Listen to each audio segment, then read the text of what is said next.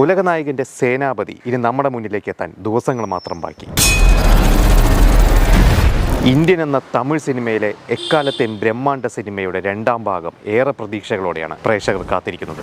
Gentleman എന്ന ആദ്യ സിനിമയിലൂടെ തന്നെ തമിഴ് സിനിമയിലെ മുൻനിര സംവിധായകരുടെ ഇടയിൽ ഇടം പിടിച്ച വ്യക്തിയാണ് ശങ്കർ. ജെന്റിൽമാന്റെ വിജയത്തിന് ശേഷം രജനീകാന്തിനെ നായകനാക്കി പെരിയ മനുഷ്യൻ എന്നൊരു ചിത്രം ശങ്കർ പ്ലാൻ ചെയ്തെങ്കിലും അത് നടന്നില്ല. ഒടുവിൽ കാതലൻ എന്ന സിനിമയുടെ വിജയത്തിന് ശേഷം AM രത്നം എന്ന വമ്പൻ നിർമ്മാതാവ് ഈ സിനിമ ഏറ്റെടുക്കാൻ മുന്നോട്ട് വന്നു. ഒടുവിൽ സേനാപതിയായി ഉലകനായകൻ കമൽഹാസൻ എത്തി. സുഭാഷ് ചന്ദ്രബോസിന്റെ ജീവിതത്തെ ആസ്പദമാക്കിയാണ് സേനാപതി എന്ന കഥാപാത്രത്തെ ശങ്കർ രൂപപ്പെടുത്തിയെടുത്തത്. ഇന്ത്യനിലെ കമൽഹാസന്റെ മേക്കപ്പും ഹെയർ സ്റ്റൈലുമെല്ലാം അന്ന് ഒരുപാട് ശ്രദ്ധ നേടിയിരുന്നു. യഥാർത്ഥത്തിൽ കമൽഹാസന്റെ അച്ഛന്റെ ലുക്കിൽ നിന്നാണ് ശങ്കർ ഈ ഒരു കഥാപാത്രത്തിന്റെ മേക്ക് ഓവർ രൂപപ്പെടുത്തിയത്. ഒരുപാട് വിദേശ രാജ്യങ്ങളിൽ ചിത്രീകരിച്ച ഇന്ത്യൻ അന്ന് തമിഴ് സിനിമയിലെ ഏറ്റവും ചെലവേറിയ ചിത്രമായിരുന്നു.